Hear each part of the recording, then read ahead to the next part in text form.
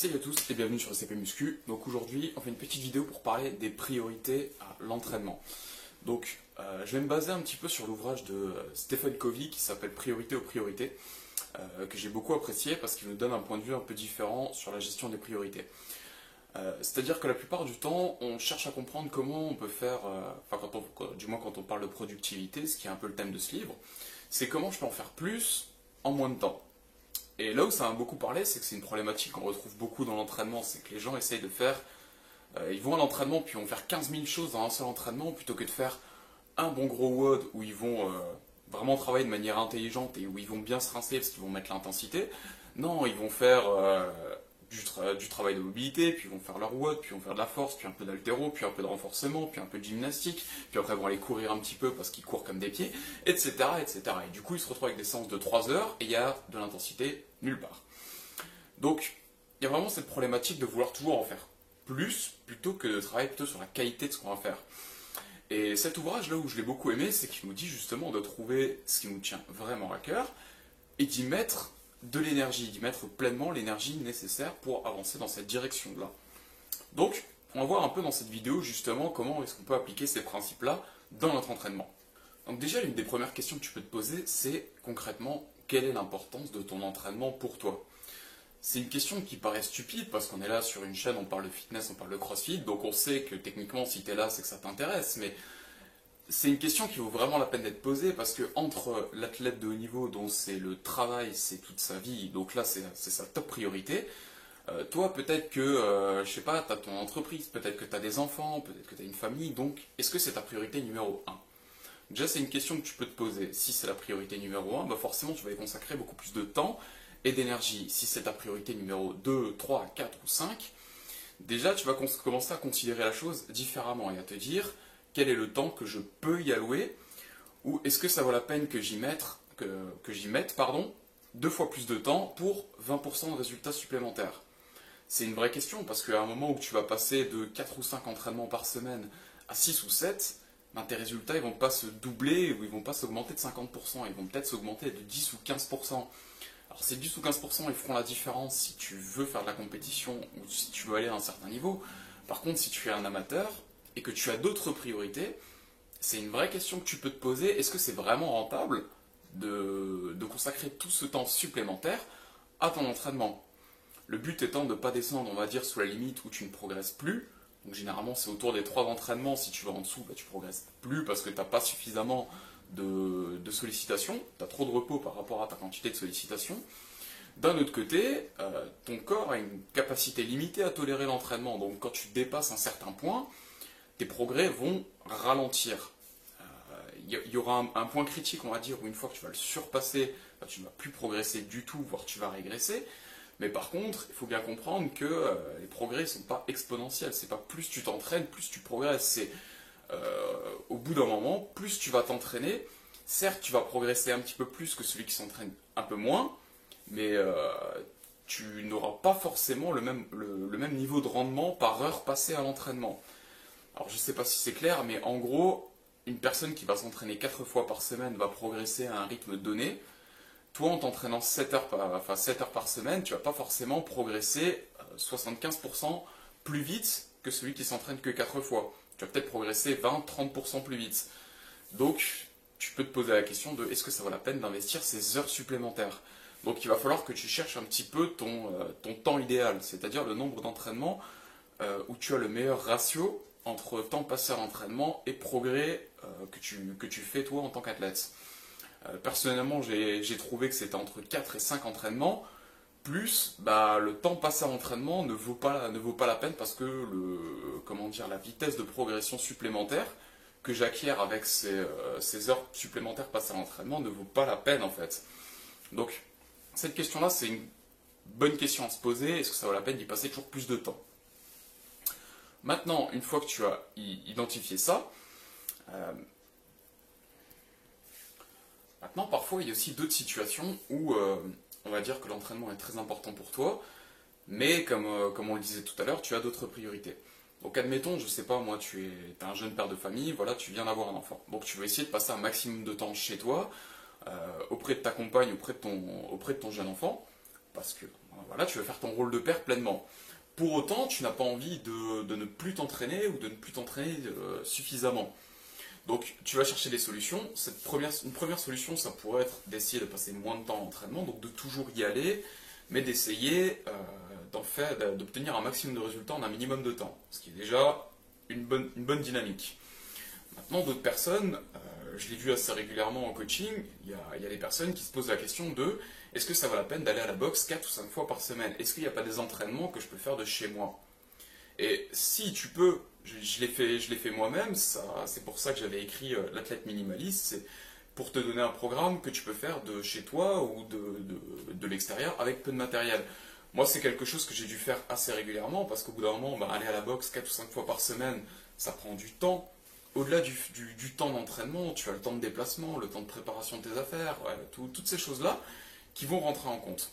A contrario, si tu t'entraînes de chez toi, ce temps-là il est assez réduit. Rien qu'avec le temps de trajet, souvent tu vas économiser quasiment ton temps d'entraînement parfois.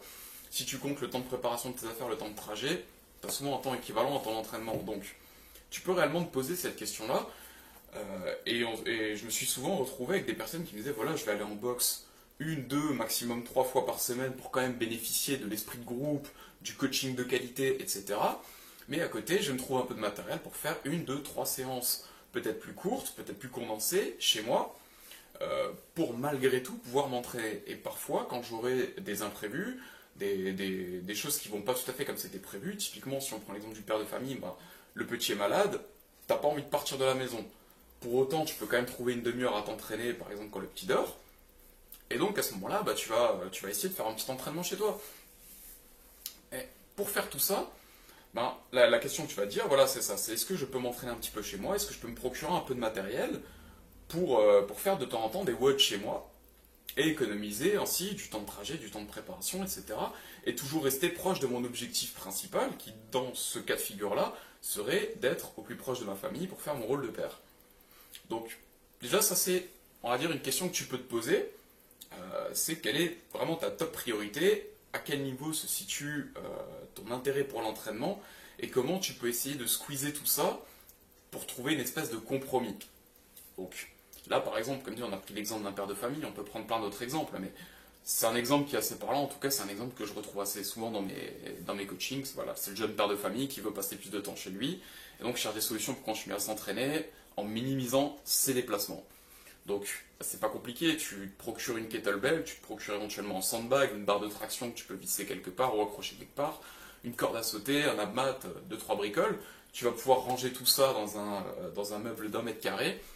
Et quand tu veux t'entraîner, tu poses un tapis de sol quelque part, tu sors ta kettlebell, tu sors ton abmat et tu fais un petit WOD. C'est pas forcément compliqué à mettre en place, je veux dire, n'importe qui chez lui a des murs sur lesquels tu peux faire des handstand push-up. Avec une kettlebell, tu peux faire énormément de choses, tu peux faire du snatch, du clean, du swing, du squat, voilà, tu peux faire à peu près tous les mouvements possibles. Et même sans matériel, j'ai envie de te dire, il y a largement moyen de faire un WOD chez toi, burpee, HSPU, pistol, voilà, t'as vite fait de te constituer un WOD. Donc, voilà, tu peux aussi essayer de considérer la chose de ce point de vue si tu es dans le cas où l'entraînement n'est pas ta top priorité, par exemple. Maintenant, on va revenir dans une situation où tu veux aller à la boxe régulièrement, ton entraînement est très important pour toi. Maintenant, tu as plusieurs objectifs sportifs. Du moins, tu peux en avoir plusieurs. La question est, où est ta priorité? Est-ce que ta priorité, c'est d'être en forme? Est-ce que ta priorité, c'est de te construire un physique? Est-ce que ta priorité, c'est de faire des compétitions? Est-ce que ta priorité, c'est de faire des compétitions dans un autre sport que le CrossFit et donc tu utilises le CrossFit comme une méthode d'entraînement? Voilà. Toutes ces questions-là, elles valent la peine de se poser parce que tu vas pas forcément t'entraîner de la même manière si tu veux faire des compétitions que si tu veux juste être fit, que si tu veux prendre du muscle, que si tu t'entraînes pour faire du trail par exemple. Donc, en fonction de ça, tu vas pouvoir déterminer aussi ton entraînement. Et ça me paraît très très important. Donc je vais essayer de te donner un peu plusieurs exemples pour illustrer tout ça. Par exemple, si ton but c'est juste de travailler ta condition physique, ton fitness, comme on l'enseigne dans le CrossFit, voilà, ce qui va réellement être important, c'est de t'entraîner souvent, sur des durées courtes, en maintenant l'intensité et en faisant beaucoup de variété. C'est les principes de base du CrossFit, et pourquoi c'est ces principes de base? Simplement que ça marche. varie régulièrement tes entraînements, mais l'intensité, c'est vraiment ce qui compte. Si tu veux être en bonne condition physique, c'est un élément qui est réellement important. Ça n'a pas été mis en avant par CrossFit par hasard. C'est pas pour pouvoir dire on va faire des cours plus courts et gagner plus de temps et on va faire plus de clients, on va faire plus d'argent. Non, la logique c'est intensité égale résultat, point. C'est pas plus compliqué que ça. C'est pour paraphraser Primal Performance, il disait si tu t'entraînes avec une intensité de fougère, tu auras un physique de fougère. C'est quelque chose que j'ai adoré cette phrase parce que c'est une vérité quoi. Donc forcément, si ton but c'est d'être fit dans l'absolu, ta problématique numéro un, c'est l'intensité que tu mets dans ton entraînement. C'est ton élément principal. Après, une fois que tu as assuré l'intensité, essaye de mettre de la variété, parce que faire tout le temps la même chose ne te développera pas des capacités physiques, athlétiques suffisantes. Il faut vraiment que tu touches un petit peu à tout, que tu sois capable de courir, que tu sois capable de t'entraîner au poids de corps, que tu sois capable de soulever des charges, et que ce soit une barre ou des kettlebells ou un sac de sable. Donc, essaye vraiment de t'assurer intensité plus variété. Si ton but c'est juste ça, d'être en bonne condition physique, bah, l'élément numéro un, ça va être ça. A contrario, si tu veux faire des compétitions en CrossFit, tu changes un petit peu de point de vue. Certes, tu as toujours la même méthode d'entraînement, mais ton but, c'est d'être un athlète complet pour que tu puisses faire face aux différentes épreuves. Donc là, on va dire l'élément principal de ton entraînement, ça devrait être de combler tes points faibles. Exemple, tu as un excellent cardio, tu es très doué en gym, mais tu as des lacunes en force en haltéro. Fais-en plus souvent, fais des watts plus lourds en termes de charge, fais plus souvent du travail de force, du travail d'haltérophilie, et essaye de devenir complet. C'est-à-dire sans pour autant supprimer ton entraînement de gym, de cardio, tu vas maintenir tes points forts en place, mais par contre tu vas travailler plus souvent sur tes points faibles pour essayer de combler tes lacunes et d'avoir de nouveau un profil parfaitement lisse, parfaitement polyvalent. C'est-à-dire que peu importe l'épreuve, tu auras à peu près un placement similaire.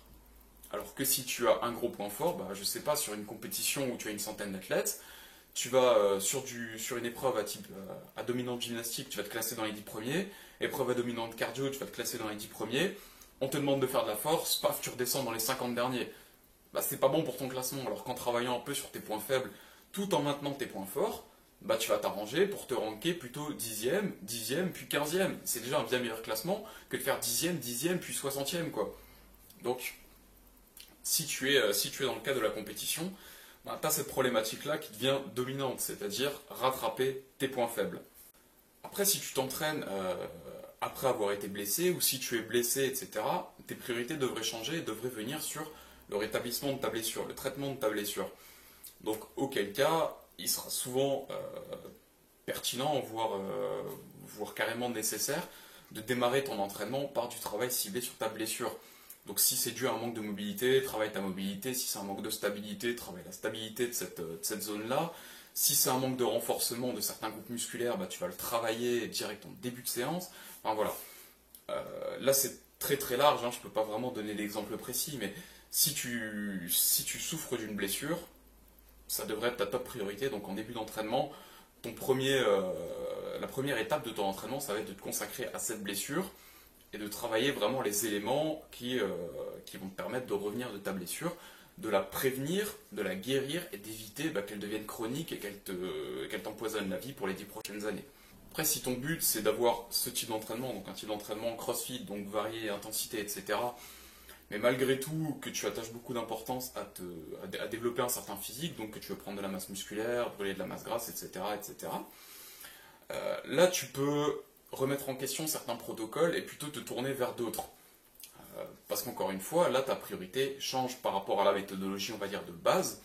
Donc par exemple, plutôt que de passer beaucoup de temps à faire des protocoles d'haltérophilie super intenses, du style faire 5 fois un squat clean à 90%, ben, tu vas peut-être plutôt faire un truc du genre un 5x5 au soulevé de terre à 80% par exemple.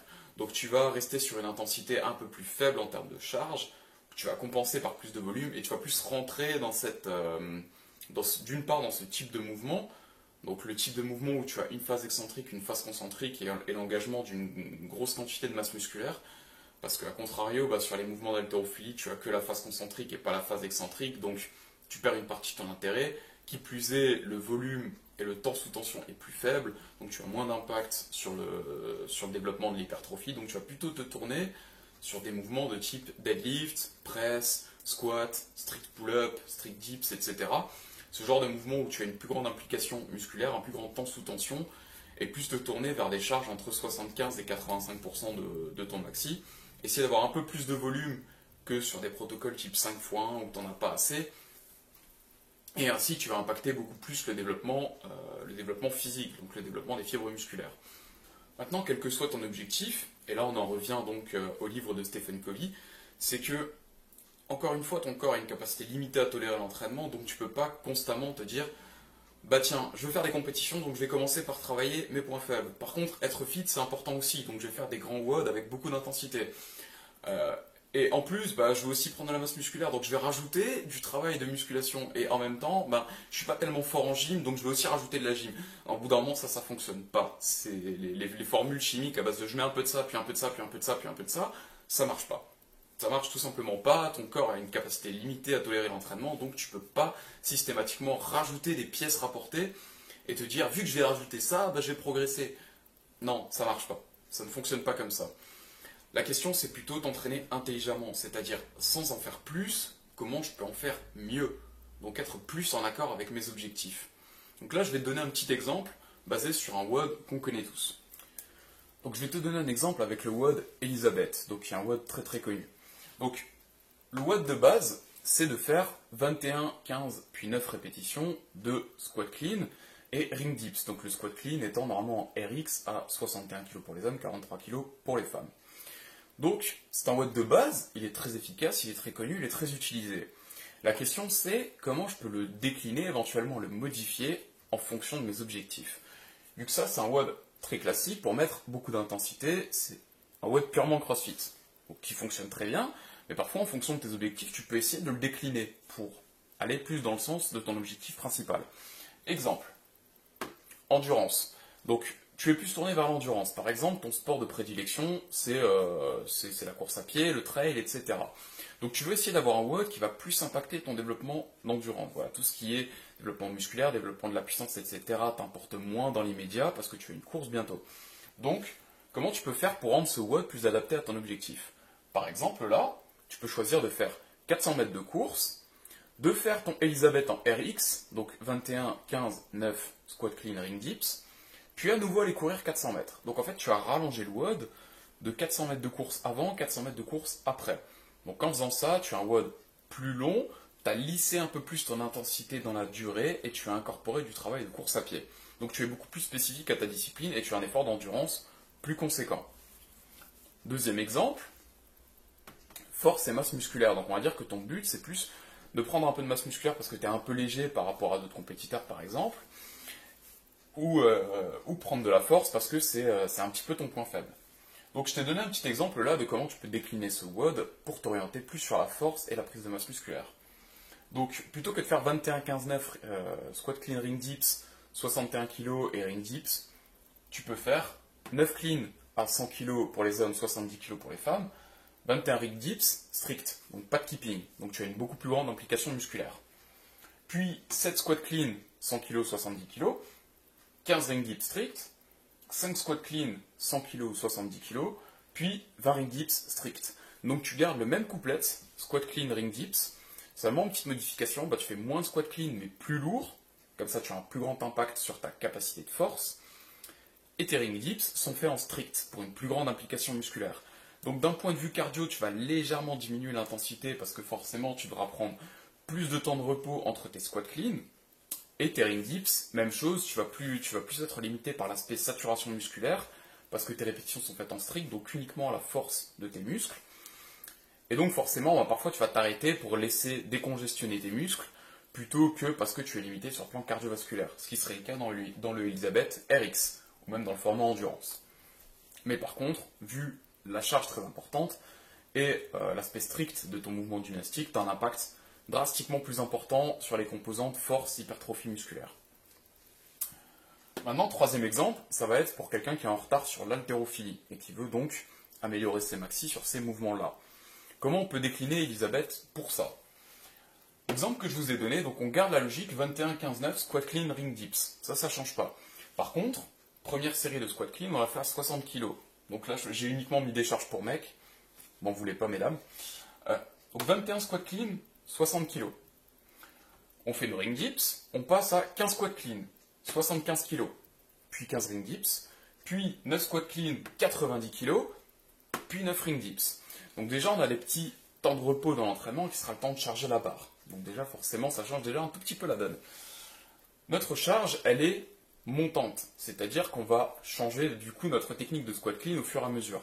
Par exemple, j'ai un maxi à 110 kg, à 21 kg, je vais pouvoir me permettre de cycler la barre beaucoup plus, je n'ai pas à avoir à chercher une très forte extension, etc., etc. Par contre, avec toute cette fatigue, quand j'arrive à devoir faire 9 squats à 90 kg, bah, je vais faire 9 fois un squat clean, avec une vraie technique d'haltérophilie, comme si je voulais faire une barre lourde, forcément, que les 90 kg, ils vont me paraître très lourds avec toute la fatigue que j'aurai accumulée. Et une fois que j'ai fini ça for time, je passe dans la deuxième étape qui me laisse 6 minutes pour faire un 1RM au squat clean. Donc j'ai terminé à 90 kg.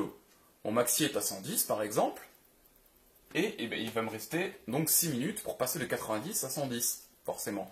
Donc je vais par exemple faire un simple à 95, un simple à 100, un simple à 105, un simple à 110. Si je suis en forme, peut-être un simple à 112. Le but ici étant d'accumuler un peu plus de travail à charge lourde et à technique appropriée. C'est-à-dire que mon but, si je veux progresser en haltéro, c'est pas de faire constamment toujours du cycling à 40, 50, 60% de mon maxi. C'est plutôt de rentrer déjà dans les charges entre 70 et 100% du maxi, donc où ma technique est déjà un peu plus typée haltérophilie. Mon but étant de faire augmenter mes RM sur ces mouvements-là. Donc voilà, c'est des exemples. Je pourrais vous décliner, Elisabeth, de 20 autres manières différentes en fonction de vos objectifs. Mais là, je voulais vous en donner 3 qui sont, on va dire, assez différents en fonction des objectifs. Donc pour vous montrer que finalement, en fonction de vos priorités, le but, c'est pas de toujours rajouter du volume d'entraînement, et ce de manière interminable, parce que sinon, d'une, on passe sa vie à l'entraînement, de deux, on finit pété de partout parce que notre corps n'a pas le temps de récupérer, et de trois, on va pas forcément mieux progresser, parce que toujours en rajouter, ça ne fonctionne dans absolument aucun domaine de votre vie. De toute façon, vous pourrez essayer dans plein d'autres domaines, vous verrez que ça ne marche pas de toujours vouloir en faire plus. Le plus intelligent à faire, c'est de cibler ta priorité et de trouver une stratégie qui soit vraiment fonctionnelle pour qu'en un minimum de temps, tu puisses avoir un maximum de résultats. C'est vraiment ça qui fonctionne le mieux. Donc, c'est l'exemple que j'ai voulu vous donner là, parce que finalement, si mon but, à moi, c'est de prendre de la force et de la masse musculaire, je vais faire ce web, j'aurai attaqué un panel très large de compétences, parce que finalement c'est toujours un metcon, donc il y a toujours de l'intensité, donc je développe toujours mon cardio, je développe toujours ma répétition de puissance, je développe toujours mon agilité, parce qu'il y a des mouvements qui sont techniques. Donc, il y a en un minimum de temps, là le WOD, je vais le faire en moins de 10 minutes.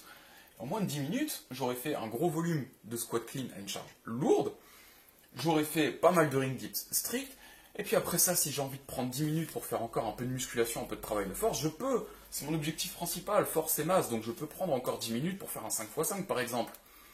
Mais même si j'ai pas le temps, ce WOD-là, il aura fait le travail. Il aura fait le travail en 10 minutes.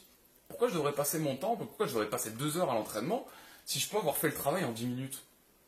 Et au pire, si j'ai un peu de temps, je prends 10 minutes de plus pour en rajouter un petit peu, mais tout en restant dans un volume assez minime, dont je pourrais récupérer facilement pour bien surcompenser, pour bien progresser. Mais je vais pas faire ces trois watts d'affilée, ça me servira à quoi? Rien du tout. Par contre, si j'en fais un, que je le fais bien, que j'y mets l'intensité, que je termine lessivé, et qu'éventuellement, après, je prends encore 5-10 minutes pour faire du travail qualitatif, je vais remplir mon objectif, et j'aurai passé que 45 minutes à la boxe. C'est ce que nous enseigne le CrossFit, je crois. C'est de ne pas y passer 2 heures, mais d'y passer moins de temps, mais d'y mettre l'intensité. C'est ça que je voulais vous montrer. C'est réellement, entraînez-vous intelligemment, entraînez-vous avec logique, avec un sens dans votre entraînement, plutôt que de toujours vouloir en faire plus, parce que la loi du toujours en faire plus, vous allez vite vous rendre compte que ça a largement ses limites. Voilà. Donc, désolé, cette vidéo était un petit peu longue, elle était très théorique. Dans tous les cas, j'espère qu'elle vous aura ouvert des portes de réflexion, que vous poserez quelques bonnes questions sur comment vous entraîner et quels sont réellement vos objectifs. Dans tous les cas, je vous invite aussi à lire l'article qui est lié à cette vidéo, donc je vous le mets dans la description, n'hésitez pas à aller voir. C'est beaucoup plus long que cette vidéo, donc ça peut vous donner encore pas mal de pistes de réflexion. Dans tous les cas, j'espère que cette vidéo vous aura plu. Si c'est le cas, mettez-moi un petit like, n'hésitez pas à partager la vidéo aux personnes autour de vous que ça pourrait concerner. N'hésitez pas à vous abonner à la chaîne aussi pour trouver plus de vidéos de ce type sur le CrossFit, sur l'entraînement, sur la nutrition, etc., etc. Dans tous les cas, merci d'avoir regardé cette vidéo et je vous dis à très bientôt sur le CP Muscu. Ciao ciao.